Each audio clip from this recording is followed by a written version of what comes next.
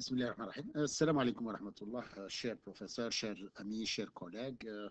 Je suis docteur Alalou et il me fait plaisir d'être parmi vous et d'échanger ce thème important dans le sens de la prévention. Et on parlera des meilleures pratiques au Canada dans la prévention de la scoliose. La scoliose est définie comme une courbure latérale anormale ou une déviation en trois dimensions. Ce n'est pas en deux dimensions, ce n'est pas seulement rectiligne ou verticale, mais vers l'horizontale, mais c'est trois dimensions, c'est comme sous forme de spirale et elle se développe pendant la croissance rapide de l'enfant. Elle a une forme de S et peut créer des maux de dos et des pressions dans la région thoracique. Comme je l'ai dit, elle se développe pendant la poussée de croissance entre 9 à 12 ans, à raison d'une différence entre la vitesse de croissance d'un côté de la vertèbre comparée à la vitesse de croissance de l'autre côté de la même vertèbre. Parfois, ça évolue d'une manière fulgurante, causant des douleurs et des complications médicales sérieuses, comme des compressions cardio-respiratoires. Il faut absolument savoir la dépister précocement et tout de suite à un âge très jeune pour la stabiliser ou la corriger. Ainsi, garder le dos droit. Surtout aujourd'hui, il existe un mode d'intervention précoce très efficace et très confortable pour aider les enfants à grandir avec un dos droit. Chez l'adolescent, la maturation osseuse est en croissance et elle n'est pas encore complétée.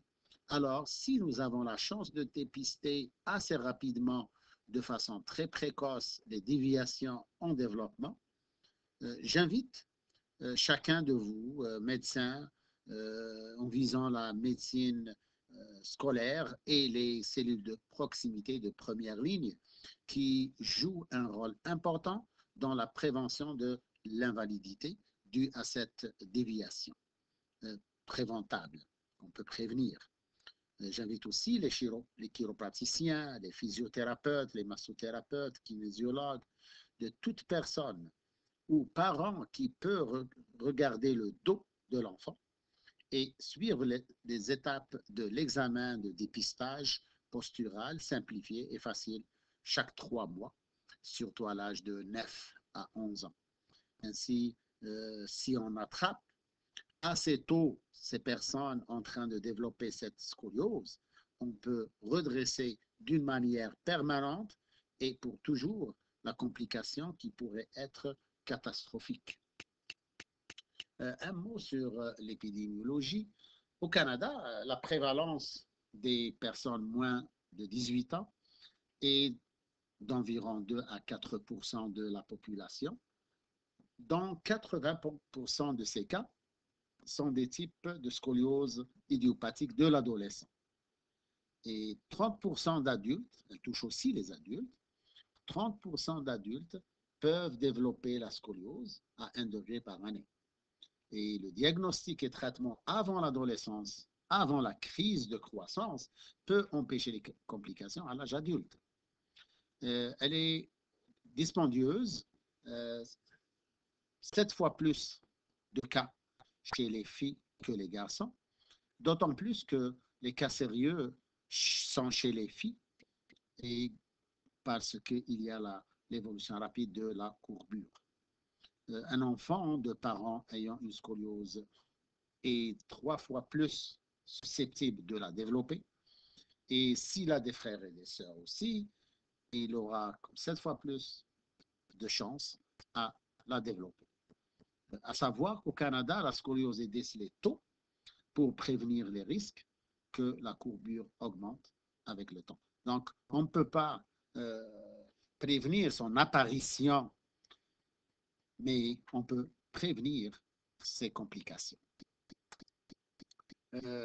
Aux États-Unis, quelques chiffres, la prévalence est de 3,5% qui ont un angle supérieur à 10 degrés, 1,8% un angle supérieur à 20 degrés et seulement 0,2% avec un angle supérieur à 40 degrés. Cette étude a été faite dans les écoles de l'Amérique et les chiffres sont semblables au Canada. Je vous présente aussi le continuum de soins canadiens, de soins de santé, de qualité de soins de santé, de la prévention au dépistage, détection, diagnostic, le traitement et les résultats. Et ça nous laisse à penser à chaque étape comment ces étapes doivent être bien reliées avec une bonne collaboration et aussi nous pousse à réfléchir sur l'étape avant. Est-ce qu'on aurait pu mieux faire avant de traiter chirurgicalement cette scoliose et ne pas la laisser développer? Est-ce que nous l'avions prévenue? Est-ce que nous avons fait ce qu'il faut pour la prévenir et pour avoir une meilleure qualité de vie pour ces malades exposés? Il y a des types de scoliose comme la bénigne qui est stable et dont l'angle de courbe est de moins de 10 degrés. Elle est statique et ne cause pas beaucoup de problèmes. Mais si la courbure est très prononcée, la qualité de vie de ces personnes pourra être affectée. Donc, c'est un petit peu plus ou moins à surveiller. La congénitale, due à des malformations fœtales, et neuromusculaire due à une pathologie neuromusculaire, neurologique, cérébrale, paralysie cérébrale et musculaire. La scoliose idiopathique, qui est la plus fréquente, 50% des cas, on la trouve dans 50% des cas de scoliose, et elle fait le diagnostic différentiel d'exclusion. Elle a 3 types, 0 à 3 ans, scoliose infantile, après 4 ans jusqu'à 10 ans, scoliose juvénile, et 11 ans et plus, on l'appelle la scoliose idiopathique juvénile, ou bien, je m'excuse, la scoliose idiopathique de l'adolescent. Elle représente 80% de scoliose. Les causes de la scoliose, c'est surtout la mauvaise posture, elle est la plus fréquente, et c'est pour cela qu'on pourrait intervenir. C'est une bonne raison d'intervenir et prévenir les complications de cette maladie. L'hérédité, les malformations congénitales, les problèmes neuromusculaires, les jambes qui ne sont pas exactement égaux, n'ont pas la même longueur, la poliomyélite par exemple, les tumeurs et les dystrophies musculaires.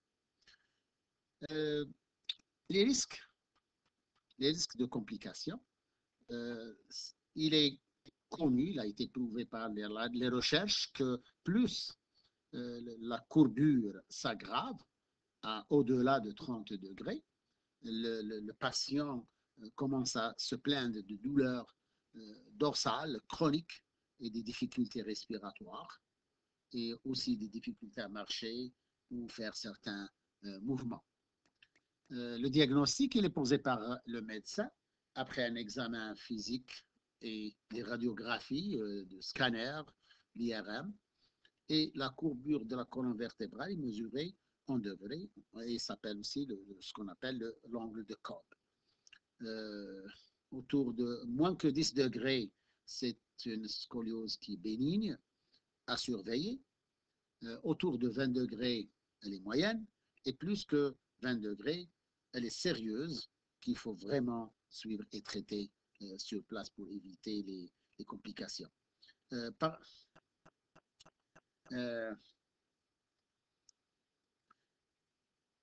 Diagnostic préventif. Aussi, je voulais ajouter un mot, par exemple, une fillette de 10 ans à qui on décèle une scoliose de 19 degrés a des risques qu'elle se développe tout au long de son adolescence jusqu'à atteindre une scoliose sérieuse à l'âge d'adulte. Le diagnostic aussi par le test d'Adam, les médecins le font, ils observent facilement l'asymétrie du dos. Le diagnostic aussi par l'angle de Cobb et l'évaluation de la progression par l'angle de Cobb, comme on le voit ici dans cette image. Et voilà l'angle de Cobb, on le trouve en traçant des perpendiculaires. Et l'angle de Cobb, s'il est moins que 20 degrés, l'observation de l'enfant est recommandée durant sa période de croissance et on surveille de près. S'il est de 20 à 25 degrés et il est pendant la poussée de croissance, on le met aussi en observation chaque 4 mois. Et à 25 à 45 degrés, dans la plupart, on le met aussi le corset, on n'oublie pas le traitement, parce que dès que ça atteint 20 degrés, on doit traiter. Et si c'est 25 à 45, le traitement est très, très recommandé et il faut intervenir. S'il pousse, si l'angle est supérieur à 50 degrés ou plus, la chirurgie est recommandée. Le corset n'a pas un effet bénéfique sur le malade. Le dépistage, quel est le but du dépistage précoce? C'est dans le but de prévenir l'évolution de la scoliose idiopathique de l'adolescent pendant sa phase de croissance. Et aussi la prise en charge afin de traiter plus rapidement et éviter les complications.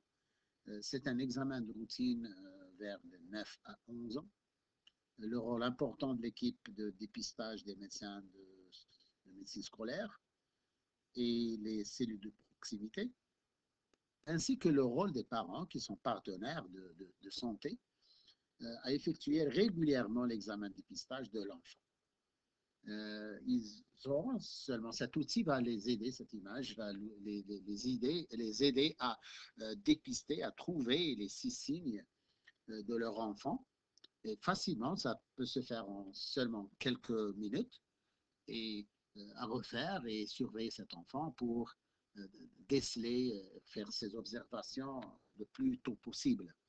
On peut observer une gibbosité dorsale en position penchée avec asymétrie du thorax et de la tête, les épaules inclinées avec le corps par rapport au corps, la taille, elle est asymétrique, le bassin est incliné, même que la hanche aussi, et une omoplate proéminente d'un côté, un bras éloigné du bassin. Donc, il est facile à déceler ces signes et on réfère l'enfant à un médecin pour un suivi. La scoliose congénitale, elle est difficile à déterminer, on ne peut pas faire grand-chose, mais des radiographies de chaque 3 à 6 mois. Si la courbure est statique, donc suivie chaque 6 mois, et si la courbure est progressive, orientée vers un orthopédie pédiatrique, le traitement du corset, avec le corset n'est pas efficace.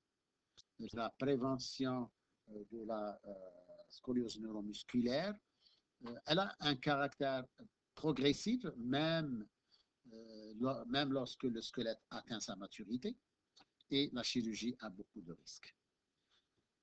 La prévention et le traitement de la scoliose idiopathique, son but est d'arrêter la progression de la déformation de la courbure de la colonne vertébrale, tout en favorisant son développement normal et droit. Corriger cette courbure aussi, ou la stabiliser, prendre en charge par un orthopédiste pédiatrique jusqu'à maturité, surveillé par des radiographies chaque 4 à 6 mois, selon la rapidité de l'évolution de la courbure. La chirurgie, si la courbure atteint plus que 50 degrés, pour renforcer la colonne vertébrale avec des tiges et des vis à partir de l'âge de 10 ans. 50% des scolioses découvertes doivent être suivies et traitées, et le port d'un corset pendant 22 à 23 heures par jour et jusqu'à la fin de la croissance. La correction et la stabilisation et le soulagement de la scoliose idiopathique de l'adolescent par le corset spine core, brace. Chez l'enfant, le traitement par le corset est correcteur, il corrige totalement cette courbure, mais chez l'adulte, Il vise la stabilisation et le soulagement. Et voilà le type de corset avec des bandes élastiques souples, qui est convivial et facilement vêtu et qui corrige et qui l'enfant peut faire des mouvements et soulage la douleur à 80%. Et le graphe des études sur le corset montre que sans corset, c'est la ligne rouge qui a une progression constante de la courbure. Si on met le corset, on l'arrête et on peut les résoudre à partir de l'âge de 11 ans jusqu'à 18 ans, il peut l'enlever. Et voilà des images de progression sans traitement, sans corset, de cette scoliose, à raison à peu près de 1 degré par année, si on compare l'âge de 17 à 42 ans et à 59 ans, et comment elle évolue, comment la courbure s'accentue de 37 degrés jusqu'à 55, jusqu'à 68 degrés. D'autres radiographies que je vous montre ici de cette courbure sans traitement, sans corset, et c'est de droite, on met un corset et voilà comme la courbe est corrigée, ce qui aide à faire procéder à une vie comme normale. D'autres images de correction de la scoliose idiopathique chez l'adolescent avec un autre type de corset qui donne presque le même résultat, mais sauf que c'est moins convivial à porter, puis on ne peut pas mettre de vêtements sur ça, puis surtout en été, la fille a honte de le vêtir. Et pourquoi choisir le Spine Code qui est une créativité, c'est une nouvelle invention par une association de l'hôpital des enfants. Il est flexible, il est doux, il est correctif, confortable et il n'est pas invasif. L'approche complémentaire de la scoliose, l'ostéopathie n'a pas été prouvée qu'elle est efficace dans le traitement de la scoliose et les méthodes pilates, qui est le yoga, peuvent être utilisées contre les attitudes scoliotiques, mais elles ne constituent pas le seul traitement efficace.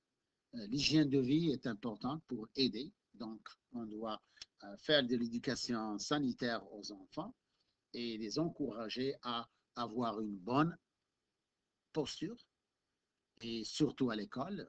J'appelle la communauté de l'éducation de prendre soin de cette pathologie et d'aider cet enfant pour sa santé, pour être en bonne santé et un bon bien-être dans le futur. Aussi, gérer le port du cartable et l'aider à pratiquer des activités physiques qui renforcent les muscles du dos et les abdominaux, comme la natation, le cyclisme, le football, le ski, surtout à Médéa, les montagnes de Médéa, il y en a du ski aussi, des entraînements des muscles, les étirements, kinésithérapie, massothérapie, et ainsi de suite. Et merci beaucoup et je reste disponible à vos questions. Au plaisir.